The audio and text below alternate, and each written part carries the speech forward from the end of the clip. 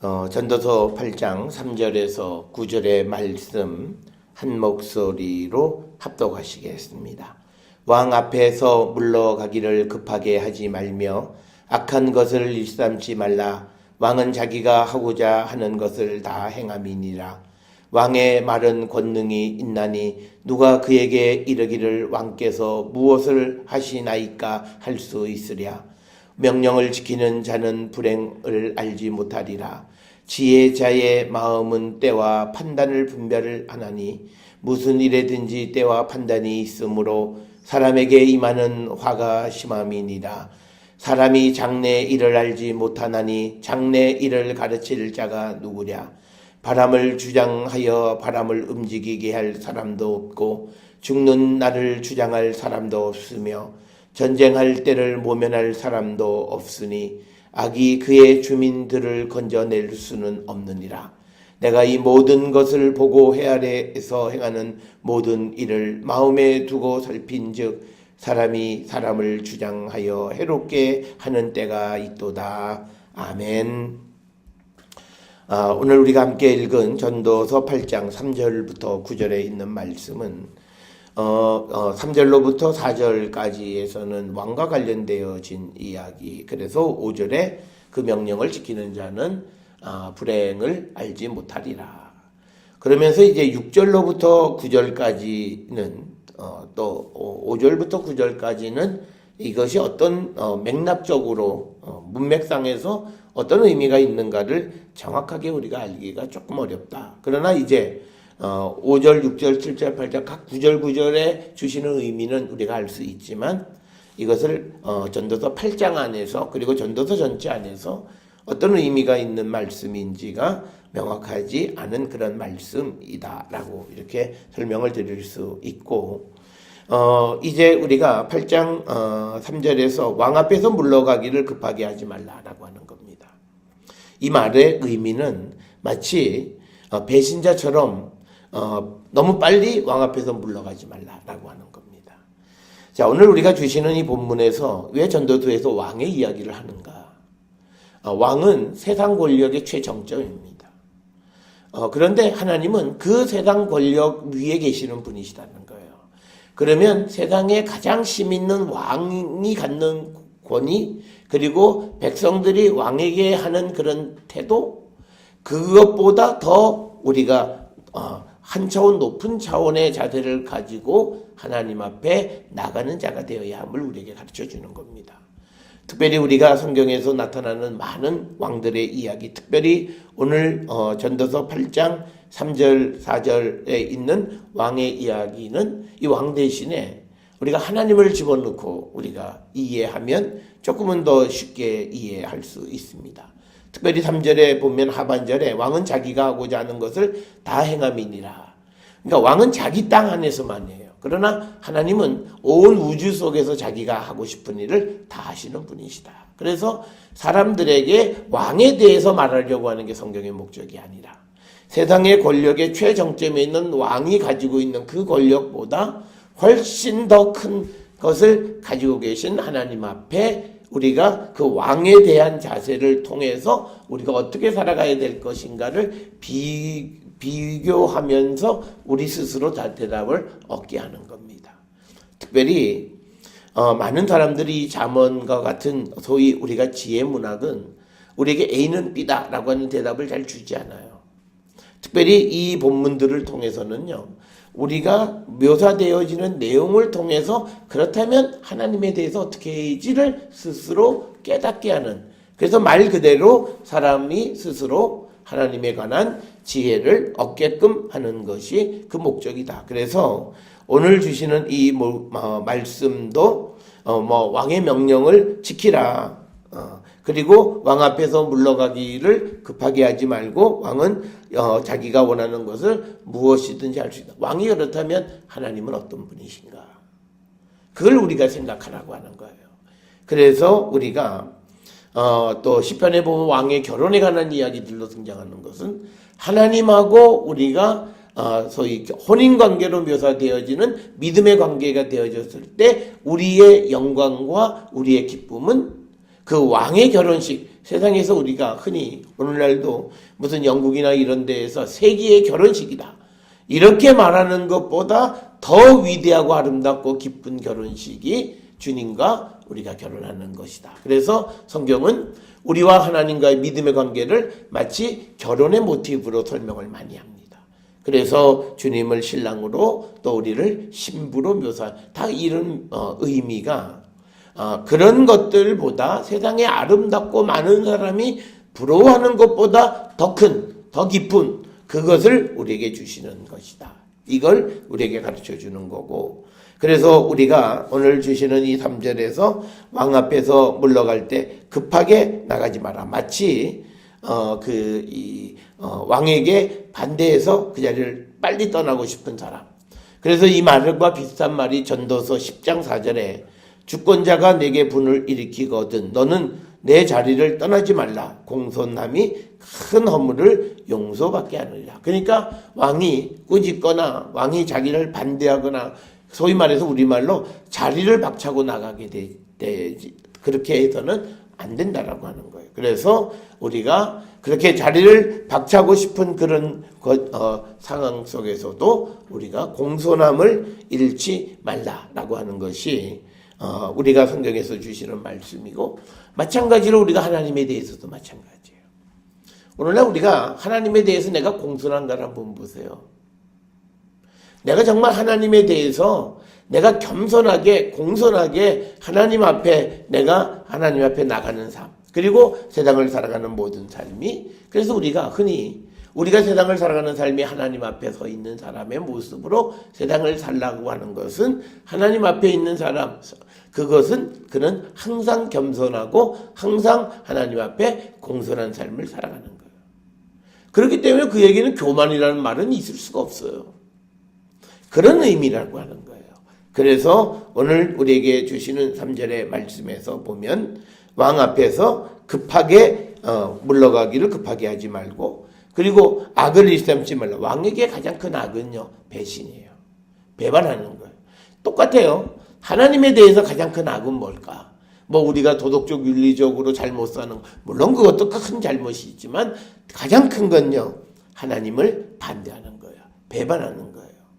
그래서 우리가 구약 성경에서 우리가 왕과 신하 사이의 관계를 통해서 우리와 하나님 사이의 관계를 묘사해요. 그러니까 우리가 분명한 거는 왕보다 더 위대하신 분이 하나님이에요. 그런데 우리가 세상을 살아가면서 이 육신의 왕에게 잘못했을 때 우리가 어떤 대접을 받는지는 뻔해요. 그러면 하나님에게는요. 그래서 우리를 벌벌 떨게 만드는 게 아니라, 그러기 때문에 우리 스스로 그걸 잘 알고 하나님이 그런 위대한 능력을 가지고 계시는 분임에도 우리에게 자비와 긍휼을 베풀어 주시는 그 하나님 앞에서 우리가 겸손하고 우리가 공손한 삶의 태도를 갖는 자가 되어야 함을 우리에게 지속적으로 가르쳐주는 말씀이에요. 그런데 우리는 사람의 권력들 앞에서, 왕이나 대통령이나 권력자들이나 힘 있는 사람 앞에서 비굴하게 굴면서도 하나님 앞에 정말 내가 그들 앞에, 세상의 권력 앞에 내가 나를 굴복했던 것보다 더 하나님 앞에 굴복하는가? 우리가 한번 좀 돌아보셔야 돼요. 그렇지 못한 마음에 대해서 우리는 내 자신을 우리가 한 번쯤 회개하고, 내 모습이 하나님 앞에 정말 내가 바른 삶이었다고 생각했지만 그러나 돌이켜보니까 그렇지 못하다. 이걸 우리가 깨닫고요, 하나님 앞에 좀 더 겸손해야 돼요. 좀 더 공손해야 돼요. 그리고 하나님이 주시는 것에 대해서 우리는 내 마음에 맞지 않는다 그러면 우리는 내가 할 수 있는 모든 또 내가 할 수 있는 모든 소위 속된 말로 심통 다 내고, 그리고 나서 마지막에 가서 하나님, 우리가 일반적으로 권력자들 앞에서 그러면요, 죽어요. 왕 앞에서 왕이 자기를 조금 심기가 상한 얘기를 했다고 자리를 박차면 그는 그 집을 나서기 전에 잡혀서 죽어요. 그런데 우리는 하나님 앞에 우리가 공손하지 못하고 겸손하지 못하고 내가 부릴 수 있는 모든 걸 다 부려요. 모든 말을 다 해요. 그러면 안 된다는 거예요. 그래서 오늘 주시는 말씀에 우리가 악한 것을 일삼지 말라. 나는 애국자지. 물론 그럴 수 있어요. 그러면 그 애국자보다 더 하나님을 사랑하고 하나님에게 우리가 악한 것을 일삼으면 안 된다라고 하는 거예요. 여기서 그래서 경고하는 게 뭐냐면, 야, 왕은 자기 하고 싶은 대로 다 해. 그러면 우리에게 주는 경고는요, 하나님은 무엇이든지 자기가 계획하면 다 하시는 분이야. 이 이야기가 욥기 42장에 나와 있는 이야기예요. 그러면 이걸 통해서 우리에게 보여주는 건 뭐냐면, 하나님이 우리에게 오래 참고 하긴 하시지만 그렇다고 해서 우리가 함부로 하나님 앞에 경거망동하면 안 된다는 거예요. 그래서 왕이 자기가 하고자 하는 것을 다 행하면 하나님은 어떻게 했냐는 거예요. 하나님은 모든 것을 다 하실 수 있는 분이에요. 그 하나님 앞에 겸손한 삶을 우리가 살아가는 자가 되어야 되고, 그 다음에 4절에 또 나오잖아요. 왕의 말은 권능이 있나니 누가 그에게 이르기를 왕께서 무엇을 하시나이까 할 수 있으랴. 우리가 하나님 앞에 하나님 정말 살아계십니까? 이런 얘기 하시는 분들이 있어요. 기도에. 말이 돼요? 그러니까 우리가 토기장이한테 토기가 왜 나를 이렇게 만들었어요? 라고 말하는 거 말이 안 된다는 거죠. 그러니까 우리가 어려운 현실이 내게 주어졌을 때 하나님을 원망하는 게 아니라 그 속에서 하나님의 얼굴을 뵙고자 하는 자가 되어야지, 우리가 오늘 주시는 말씀과 같이 왕께서 무엇을 하시나이까, 하나님께서 무엇을 하시나이까, 이렇게 무엇을 했습니까? 이런 말 우리가 할 수 없다는 거예요. 왕에게도 못하면 하나님에게는 더더욱 못하고, 왕의 말이 권능이 있다면 하나님의 말의 권능은 이루 말할 수 없는, 비교할 바가 없는 권능을 가지고 계시는 거다라는 거예요. 그래서 오늘 주시는 말씀이 세상을 살아가면서 너희들이 보이는 세상 속에 보이는 권력 앞에서 너희들이 하는데, 하나님은 보이지는 않지만 그 왕보다도 훨씬 위대하신 분이고 훨씬 능력 있는 분이고, 그 앞에 우리가 어떻게 해야 되느냐, 스스로 대답을 찾으라는 거예요. 단지 왕에 대해서 우리에게 가르쳐주는 그 말씀이 아니라는 거예요. 그래서 우리가 이거 똑같은 거예요. 우리가 로마서나 또는 그 바울서신에서 강조되는 게, 우리가 가이사에게 세금을 바치는 게 맞냐 안 맞냐. 예수님 대답을 이 관점에서 보면 간단해요. 이게 누구 거냐? 이 땅, 이 나라를 너희들이 다스리는 게 가이사가 다스린다고 하면 가이사에게 세금을 내. 그런데 영적으로 이 세상 전체를 하나님이 다스리신다고 생각하면 너희들이 하나님에 대해서 해야 될 일들을 하라는 거예요. 우리가 국세를 안 내면, 국세를 안 낸 것에 대해서는 여러 가지 제약이 있어요. 그러니까 어떻게든지 막 내려고 애써요. 그런데 우리가 하나님 앞에 해야 될 도리, 우리가 고백하잖아요. 이 모든 것은 하나님이 내게 주셨습니다. 그러면 누구 거예요? 하나님 거라는 거예요. 그건 하나님, 우리 스스로가 고백을 하면, 그러면 그 고백에 맞는 삶을 사는 거예요. 그게요, 우리가 말로만이 아니라 행동하는 믿음은 그런 거예요. 내가 하나님 앞에 고백한 게 있으면 그 고백에, 그러니까 우리가 이거예요. 나에 있는 모든 것은 주께서 내게 주신 것입니다. 내가 주를 위해서 살아가겠습니다. 그러면 정말 내가 주를 위해서 살아야 돼요.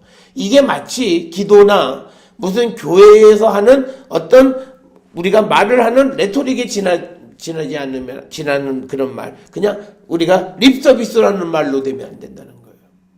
내가 정말 이 모든 것이 하나님께서 주신 거, 내가 주를 위해서 살겠다, 그러면 살아야 되는 거예요.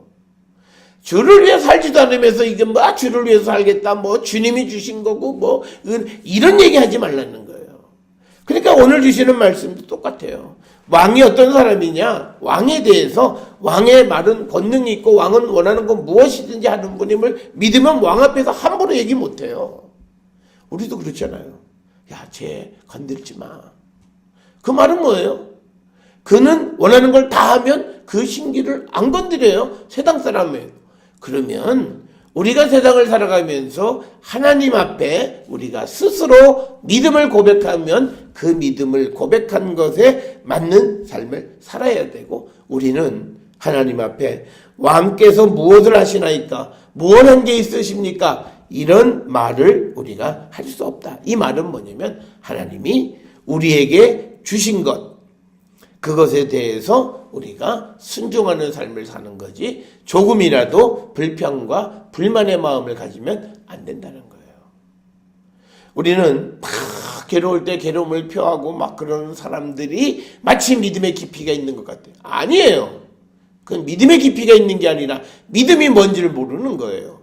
믿음은 깊은 그런 고뇌 속에서 묵묵히 주님을 만나기를 원하고 묵묵히 내 속으로 우리가 그 아픔을 이기면서 주님의 얼굴을 뵙기를 기다리는 게 그게 믿음이에요. 내가 마음의 아픔이 있다고 해서 그걸 다 토로해서 때로는 주님에 대해서 비난도 하고 주님을 못 믿고 그리고 하나님 어디 계시냐라고 하는 그런 우리가 그런 시대를 살아가면 그런 삶을 살아가면 그 믿음이 없는 거예요. 오늘날 우리는요, 참 이상한 사회가 예수를 흠집 내면, 용기 있고 솔직한 게 아니에요, 그게. 그게 솔직한 게 아니에요. 예수님을 흠집을 내는 게 어떻게 솔직한 거예요. 오늘 우리는 그러고 살고 있어요. 그런 사람에게 사람이 뭐예요? 그리고 또 그걸 가지고 먹고 사는 사람도 있어요. 그건 말이 안 되는 거예요. 그 믿음이 뭔지를 모르는 거예요. 우리가 어떻게 하든지 간에 그리스도를 살리고 우리는 죽는 거예요. 바울이 우리에게 가르쳐 준 건 그거고, 세례 요한도 우리는 그의 신들매도 매기도 감당치 못할 자다라고 하는 그런 겸손함을 가지고 살아가는 거죠. 그래서 오늘 우리가 주시는 말씀 3절, 4절에 있는 말씀은 세상에 있는 왕에게도 왕께서 뭘 했다고요? 이런 말을 우리가 할 수 없는 것처럼 하나님에게 대해서, 하나님이 이끌어 가시는 세상에 대해서 우리는 그런 말을 할 수가 없다. 그러면서 5절에 명령을 지키는 자는 불행을 알지 못하리라. 지혜자의 마음은 때와 판단이 있다. 이런 말씀입니다. 그래서 오늘 우리에게 주시는 말씀은요, 그 말, 왕의 말을 지키는 자는 불행을 알지 못해요. 우리가 성경에서 우리에게 특히 구약에서 특히 신명기서에서 강조하는 게 뭐예요? 하나님 말씀대로 지키면 그에게는 축복, 하나님 말씀대로 지키지 않으면 그에게는 저주, 이거죠. 그러니까 오늘 주시는 말씀이에요. 명령을 지키는 자는 불행을 알지 못하리라. 특히 하나님의 명령을 지키는 자는 하나님이 그에게 불행을 주지 않으신다라고 하는 거예요. 그러니까 세상의 왕의 명령을 지켜도 그가 불행을 알지 못할 터인데, 하나님의 명령을 지키며 살아가는 사람들이 불행을 할 턱이 없다라고 하는 겁니다. 그러면서 지혜자의 마음은 때와 판단을 분별한다. 여기에서 우리가 그 때와 판단을 분별한다라고 하는 것에 대해서 여러 다양한 설명이 있어요. 그래서 어떤 이들은 이 두 단어에 연결되어져 있는 것을 지혜자의 마음은 정확한 때를 분별한다, 이렇게 번역하기도 해요. 그러나 전체적인 맥락은 같은 거예요. 지혜자는 때를 아는 거예요. 분명한 때, 그때를 아는 거예요. 오늘 우리가 믿음의 삶을 살아갈 때 우리에게 가장 힘든 건 그거예요. 때, 언젠지를 알고 싶은 거예요. 그런데 지혜자는 그 때를 알게 되고, 또 6절에 무슨 일에든지 때와 판단이 있으므로 사람에게 임하는 화가 심합니다. 이건 뭐냐면 우리에게 모든 일에는 정확한 때가 있어요. 그래서 어떨 때에 여기서 말하는 사람에게 임하는 화는 죽음을 얘기하는 거예요. 사람에게는 죽음의 때가 있다는 거예요. 그러니까 이 때를 우리가 정확하게 알고 살아가는 것. 그런데 7절에 보면 사람이 장래일을 알지 못하나니 장래일을 가르칠 자가 누구냐. 그런데 이런 때들이 다 있고 죽음의 때가 있는데 사람은 그 때를 알지 못하는데 그 때를 우리에게 알려주는 분이 누구겠느냐는 거예요. 그건 하나님이라는 거예요. 그래서 우리가 주님 안에 살아가는 삶을 우리가 사는 자들이 되어야 한다라고 하는 겁니다. 특별히 오늘 주시는 본문에서 사람이 오늘날 현대 과학이 가장 모든 것을 다 지배하고 생명을 연장하기는 했어요. 그런데 문제는 죽음을 넘어서지는 못해요. 그리고 더더욱 요즘은 그 기술을 통해서 암이 재발할 수 있는, 발생할 수 있는 그런 것들을 사전에 알 수는 있지만, 그러나 그 사람이 언제 죽을지 그때를 아는 사람은 아무도 없어요. 그러니까 어떨 때는 젊은 사람이 갑자기 요절하기도 하고, 어떤 사람은 셈이 없고 곧 죽을 것 같은 사람도 오랫동안 살아가는 것. 그래서 그 사람이 장래의 일, 언제 죽을 것인가, 그것에 대해서 아는 사람은 아무도 없다. 사람이 인간의 기술이 굉장히 발전한 것 같지만, 그렇지만 우리가 누가 언제 죽을지 아는 사람은 아무도 없어요. 세상에 지금까지의 기술로 그것을 알 수 있는 기술은 아무것도 없어요. 그래서 결국은 우리에게 이런 질문이에요. 사람이 장래일을 알지 못하나니 장래일을 가르칠 자가 누구랴라고 질문하면, 이 질문은 모르는 게 아니야. 아는 사람이 있어야 하나님이시라는 거예요. 왕 그 자체도 자기가 언제 죽을지 모르는 거예요. 그렇지만 그 왕보다 더 높으신 하나님은 이 세상의 모든 것의 때를 아시고 그것을 알려주시는 분이야. 그래서 우리가 주님과 함께 살아가고 여호와를 경외하는 삶을 우리가 살아야 된다라고 하는 것을 우리에게 강조해주는 그런 말씀이 되겠고요. 또 하나, 우리가 전도서 1장에서 나왔듯이 바람을 주장하여서 바람을 움직이게 할 사람이 없죠. 그러니까 우리가 요즘같이 미세먼지가 많으면 우리가 간단하잖아요. 어떻게 해서 바람이 불러야 미세먼지가 날아갈 터인데, 과학기술이 아무리 발달해도 우리가 자연재해 앞에서는 인간은 무력한 거예요. 이거 지금 바람 좀 불면 미세먼지가 샥 날아갈 수 있을 텐데, 바람이 불고 싶다고, 우리가 불었으면 좋겠다는데 부느냐? 그 바람을 움직일 수 있는 자가 없어요. 또 죽는 날을 주장할 사람도 없고요. 또 그 다음에 전쟁할 때를 모면할 사람도 없고요. 그러니까 우리가 전쟁의 위험 속에서 아주 그냥 불안 속에 떨었던 거죠. 그리고 악이 그의 주민을 건져낼 수도 없다. 여기서 말하는 악은요, 하나님 아닌 모든 것은 악한 거예요. 그것이 우리를 구원해낼 수가 없다는 거예요. 자, 그래서 우리에게 이런 것을 가르쳐 주면서 조금은 회의론적으로 가는 이유는 뭐냐면, 그런데 우리에게 이 모든 것을 알게 하는 분이 계시다는 거예요. 그게 하나님이시고, 그게 우리에게 보내주신 예수 그리스도, 그리고 그 그리스도께서 우리에게 허락해 주신 성령이, 우리의 지혜의 성령이 우리에게 모든 것을 알게 하신다는 거예요. 그러니까 구약 성경에 나와 있는 이런 한계점 속에서, 그리고 하나님이 주시는데 어떻게 하나님으로부터 그 은혜를 입고 살아갈 것인가에 대한 구체적인 대답이 예수 그리스도가 이 땅에 오심으로써 주어진 거예요. 그러니까 유대인들은 구약적인 그런 문제 제기에 대한 것들은 많이 가지고 있어요. 오늘날도 우리가 서점에 가면 유대인 작가들, 그러니까 우리가 유대인 작가들의 책을 읽을 때는 조심해야 돼요. 그들은 인간의 한계에서 딱 멈춰요. 그렇지만 우리는 그 인간의 한계를 넘어설 수 있는 방법이 있어요. 그게 예수 그리스도예요. 그래서 예수를 믿냐 안 믿냐는 어떤 문제의 솔루션에서 근본적인 차이가 있어요. 그러니까 예수 그리스도를 믿지 않는 사람은 내 노력으로 안 되면 끝이에요. 그렇지만 우리는 그 다음에 희망을 가져요. 사람이 세상을 살아가는 삶에 전혀 다른 그런 자세예요. 그러니까 그런 삶에서 유대인들의 삶은 고달파요. 왜? 자기들이 할 수 없으면 끝이라고 생각하니까 자기들이 모든 것을 다 갖춰야 돼요. 그러니까 힘들어요. 그런데 우리는 부족하지만 우리의 부족을 메꿔주시는 분이 계세요. 그게 우리에게 열려진 것은 그리스도를 통해서 이 유대인들도 하나님을 알지만 그들에게는 아직 죄의 문제를 해결하지 못했기 때문에 소통이 안 돼요. 근데 우리는 예수님이 이제 우리에게 오셔서 특히 공생애를 하시면서 우리의 죄를 자비와 사랑으로 용서해 주시고 긍휼을 베풀어 주셔서 우리가 하나님과 소통하는 자가 되게 하셔서 우리에게 희망을 주셨고요.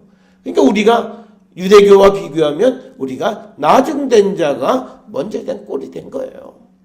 그 이유는 뭐냐면 우리에게 근본적인 것을 주시는 분이 계시는데 그 길을 우리가 알기 때문이에요.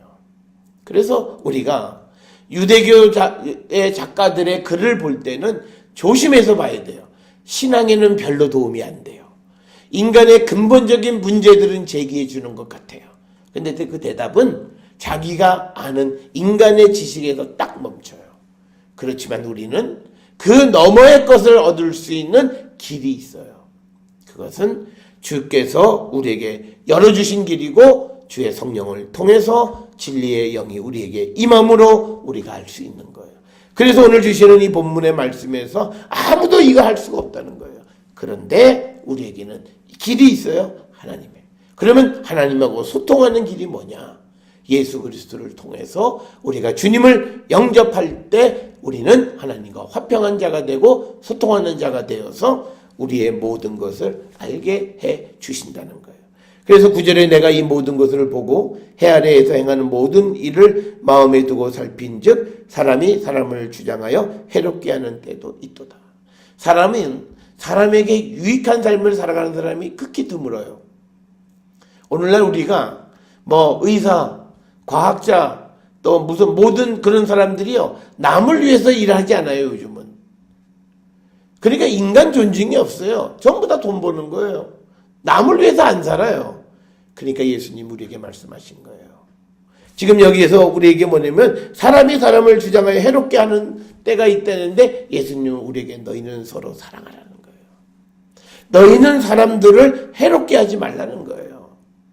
이 지금 전도서에서 얘기하는 것과 새로운 솔루션을 우리에게 제시해 주는데 너희는 내가 너희를 사랑한 것처럼 너희도 서로 사랑해서 해를 끼치지 말라.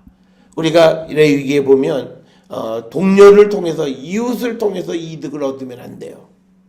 특히 이웃에게 사기를 치거나 나쁜 짓을 하거나 속이거나 그래서 이익을 얻으면 안 되게 돼 있어요.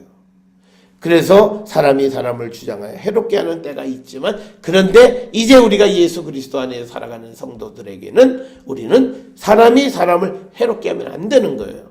사람은 서로 사랑하고 협력하고 하나님의 나라를 향하여 함께 가는 동역자, 동반자가 되어진 거예요. 그러면서 우리는 이 전도서에서 나오는 문제들에 대한 우리 나름대로의 해법을 예수께서 주신 거예요. 그렇기 때문에 예수 그리스도가 이 땅에 오신 것은 우리의 구원의 문제뿐만 아니라 인류가 가지고 있는 모든 문제를 근본적으로 뛰어넘는 거예요. 그래서 세계의 석학들이 이 예수 그리스도를 인정하고 믿고 따르는 일들이 나타나는 것 바로 그거예요. 예수 그리스도를 거역할 수가 없어요. 우리가 가지고 있는 한계를 넘어서는 그 길을 가르쳐 주는 거예요. 보세요. 우리가 아무리 IT 산업이 발달해도 인간의 영생을 약속하는 IT는 아무도 없어요. 그러나 예수는 우리에게 영생을 약속해 주신 거예요. 그리고 그 길을 우리에게 주셨고 그 길을 위해서 이제 다시 오시는 주님을 우리는 믿고 기다리는 거예요. 그래서 오늘 우리가 주시는 이 본문의 말씀들을 통해서 우리가 세상을 살아가는 모든 사람, 세상에 지혜 있다라고 하는 사람, 세상에 힘이 있다고 하는 사람, 그들도 다 한계에 부딪힐 수밖에 없다. 그 한계를 넘어서는 것은 우리에게는 예수 그리스도를 통해서 하나님과 연합한 자가 되어질 때 우리는 그 모든 것을 해결할 수 있다라고 하는 겁니다.